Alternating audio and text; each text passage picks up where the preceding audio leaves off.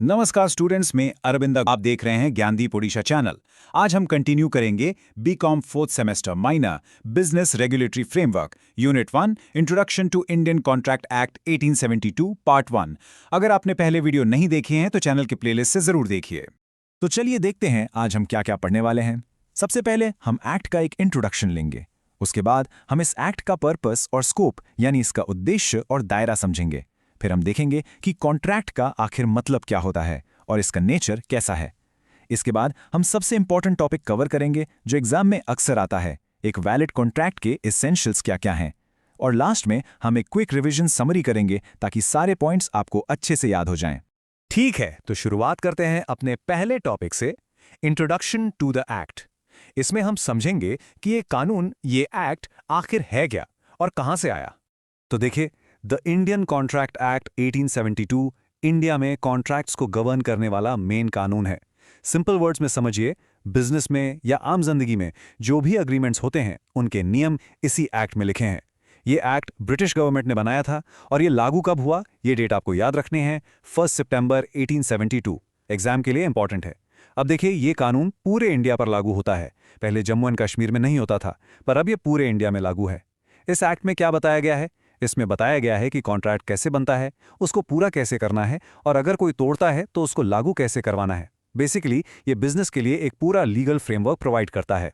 चलिए अब आगे बढ़ते हैं। हमने ये तो जान लिया कि एक्ट क्या है।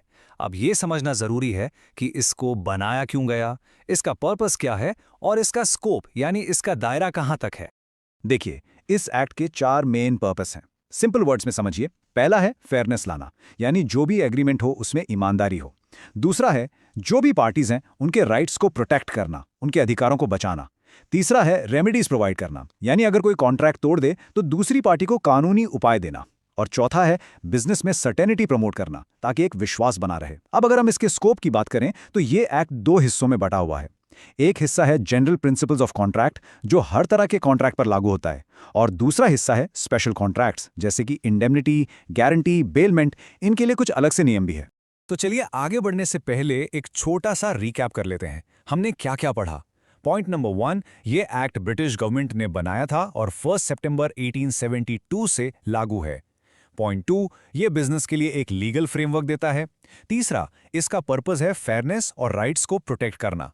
और चौथा, इसके स्कोप में जनरल प्रिंसिपल्स और स्पेशल कॉन्ट्रैक्ट्स दोनों आते हैं। सिंपल है, चलिए आगे बढ़ते हैं। ओके, अब आते हैं इस चैप्टर के सबसे इंपॉर्टेंट हिस्से पर। अब हम समझेंगे कि आखिर एक कॉन्ट्रैक्ट होता क्या है। तो हमारा अगला सेक्शन है कॉन्ट्रैक्ट मीनिंग एंड नेचर। अगर हम आम भाषा में बात करें तो कॉन्ट्रैक्ट क्या है? इसका सिंपल सा मतलब है एक लीगली बाइंडिंग अग्रीमेंट। ऐसा अग्रीमेंट जिसको कानून मानता है, जिसको कानून लागू कर सकता है। पर आम भाषा से काम नहीं चलेगा, हमें इसकी लीगल डेफिनेशन देखनी पड़ेगी जो एक्ट में दी गई है। ये डेफिनेशन आपको बिल्कुल ऐसे ही याद करनी है। सेक्शन 2H के हिसाब से an agreement enforceable by law is a contract. इस लाइन को अच्छे से समझ लीजिए। इसका मतलब है हर अग्रीमेंट कॉन्ट्रैक्ट नहीं होता, सिर्फ वही अग्रीमेंट कॉन्ट्रैक्ट बनता है जिसको कानून लागू कर सकता है, यानी जिसके लिए आप कोर्ट जा सकते हैं। ये 2 मार्क के क्वेश्चन में डायरेक्ट पूछा जाता है। तो एक कॉन्ट्रैक्ट का नेचर कैसा होता है, उसकी क्या क्या विशेषताएं हैं, चलिए एक एक करके देखते हैं। सबसे पहले, ये एक बायलैटरल रिलेशनशिप है। इसका मतलब है कम से कम 2 लोग तो होने ही चाहिए। अकेला इंसान खुद से कॉन्ट्रैक्ट नहीं कर सकता। फिर ये लीगल ऑब्लिगेशंस क्रिएट करता है। ये सिर्फ दोस्ती यारी वाला वादा नहीं है, इससे कानूनी जिम्मेदारियां पैदा होती हैं। इसके बाद ये एक वॉलंटरी अग्रीमेंट होता है, यानी दोनों पार्टीज अपनी मर्जी से आती हैं। इसके लिए म्यूचुअल कंसेंट यानी आपसी सहमति जरूरी है। सबसे इंपॉर्टेंट, ये एनफोर्सेबल बाय लॉ होना चाहिए और इसका एक लॉफुल ऑब्जेक्ट यानी कानूनी उद्देश्य होना जरूरी है। तो इस टॉपिक को रिवाइज करते हैं। 3 चीजें याद रखनी है। पहला, कॉन्ट्रैक्ट का सिंपल मीनिंग एक लीगली बाइंडिंग अग्रीमेंट। दूसरा, इसकी लीगल डेफिनेशन जो सेक्शन 2H में है, an agreement enforceable bye law. और तीसरा, इसका नेचर क्या है, इसमें लीगल ऑब्लिगेशंस होती हैं, ये वॉलंटरी होता है, और सबसे इंपॉर्टेंट, ये एनफोर्सेबल होना चाहिए। क्लियर है? ओके स्टूडेंट्स, अब हम इस चैप्टर के सबसे इंपॉर्टेंट टॉपिक पे आ गए हैं। यहां से लॉन्ग क्वेश्चन बनता है। टॉपिक है essentials of a valid contract. Section 10 में बताया गया है कि एक एग्रीमेंट को वैलिड कॉन्ट्रैक्ट बनने के लिए टोटल 10 कंडीशंस पूरी करनी पड़ती हैं। तो सवाल यह है कि ऐसा क्या है जो एक सिंपल से एग्रीमेंट को एक वैलिड कानूनी कॉन्ट्रैक्ट बना देता है। वो कौन सी चीजें हैं? इन्हीं 10 एसेंशियल्स में इसका जवाब छुपा है। चलिए एक एक करके इन सभी 10 कंडीशंस को अच्छे से समझते हैं। चलिए, सबसे पहला एसेंशियल, ऑफर एंड एक्सेप्टेंस।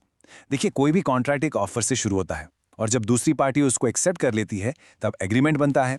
लेकिन ध्यान रखिए, एक्सेप्टेंस एब्सोल्यूट एंड अनकंडीशनल होनी चाहिए। मतलब जैसा ऑफर है वैसे ही एक्सेप्ट करना है, बिना किसी बदलाव के। सिर्फ इतना काफी नहीं है, इसके साथ दूसरा पॉइंट जुड़ता है, intention to create legal relations. मतलब दोनों पार्टीज का इरादा कानूनी रिश्ता बनाने का होना चाहिए। जैसे अगर आप दोस्त को डिनर पे बुलाते हैं तो वो सोशल एग्रीमेंट है, कॉन्ट्रैक्ट नहीं, क्योंकि वहां लीगल इंटेंशन नहीं होता। पर बिजनेस डील्स हमेशा लीगल इंटेंशन से ही होती हैं। अब आते हैं तीसरे एसेंशियल पर, लॉफुल कंसिडरेशन। इसका सीधा सा मतलब है समथिंग इन रिटर्न।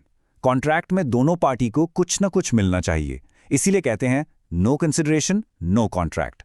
चौथा एसेंशियल है कैपेसिटी ऑफ पार्टीज, यानी कॉन्ट्रैक्ट करने वाले लोग कॉन्ट्रैक्ट करने के लायक होने चाहिए। कानून कहता है कि 3 तरह के लोग कॉन्ट्रैक्ट नहीं कर सकते।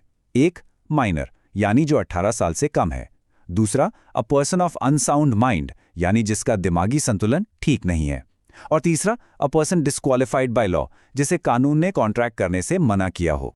पांचवा और बहुत ही इंपॉर्टेंट एसेंशियल है फ्री कंसेंट। मतलब जो सहमति दी गई है वो आजाद होनी चाहिए, किसी दबाव में नहीं।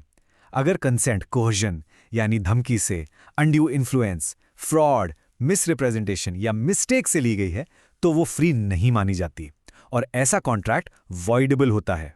वॉइडेबल का मतलब है कि जिस पार्टी के साथ गलत हुआ उसकी मर्जी है कि वो कॉन्ट्रैक्ट को कैंसिल करे या कंटिन्यू करे। चौथा एसेंशियल है लॉफुल ऑब्जेक्ट। इसका मतलब है कि कॉन्ट्रैक्ट जिस काम के लिए किया जा रहा है वो काम कानूनी होना चाहिए, गैर कानूनी, इमोरल या पब्लिक पॉलिसी के खिलाफ नहीं होना चाहिए। सातवां पॉइंट है सर्टेनिटी ऑफ टर्म्स। इसका मतलब है कि कॉन्ट्रैक्ट की जो शर्तें हैं, जो टर्म्स हैं, वो बिल्कुल साफ साफ लिखी होनी चाहिए, उसमें कोई कंफ्यूजन नहीं होना चाहिए। जैसे एग्जाम्पल देखिए, मैं तुम्हें 5,000 रुपए में एक बोरी अनाज बेचूंगा। अब एक बोरी में कितना अनाज? 20 किलो, 50 किलो? क्लियर नहीं है, इसलिए यह एग्रीमेंट वॉइड है। आठवां एसेंशियल है पॉसिबिलिटी ऑफ परफॉर्मेंस। मतलब जो काम करने का वादा किया जा रहा है वो करना पॉसिबल भी होना चाहिए। अगर कोई ऐसा काम है जो हो ही नहीं सकता तो उसका कॉन्ट्रैक्ट शुरू से ही वॉइड होता है।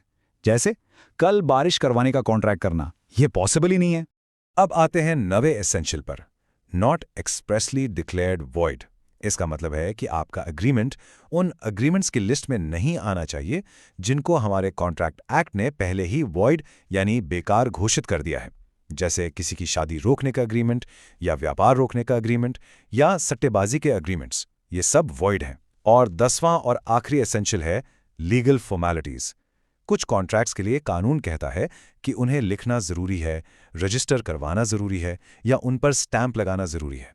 जैसे जमीन या घर खरीदने बेचने का कॉन्ट्रैक्ट हमेशा रिटन और रजिस्टर्ड होना ही चाहिए। तो ये हो गए हमारे 10 के 10 एसेंशियल्स। ठीक है, तो ये थे हमारे 10 essentials of a valid contract.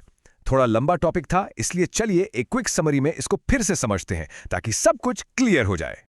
ये देखिए, इस समरी से आपको पूरा कॉन्सेप्ट एक बार में समझ आ जाएगा। सबसे ऊपर वो फॉर्मूला याद रखिए, contract is equal to enforceability by law. और ये एनफोर्सेबिलिटी कहां से आती है? जब ये सारे एसेंशियल कंडीशंस पूरे होते हैं। और अगर इस फ्लो चार्ट को देखिए, इन एसेंशियल्स में से एक भी कंडीशन पूरी नहीं होती तो वो एग्रीमेंट या तो वॉइड बन जाता है या अनएनफोर्सेबल, मतलब उसकी कानून की नजर में कोई वैल्यू नहीं रहती। इस फ्लो चार्ट को दिमाग में बिठा लीजिए, आपको पूरा कॉन्सेप्ट हमेशा याद रहेगा। आज हमने इस पार्ट में ये टॉपिक्स पढ़े। अगर वीडियो पसंद आए तो लाइक करिए, ज्ञानदीप ओडिशा चैनल को सब्सक्राइब करिए। धन्यवाद स्टूडेंट्स।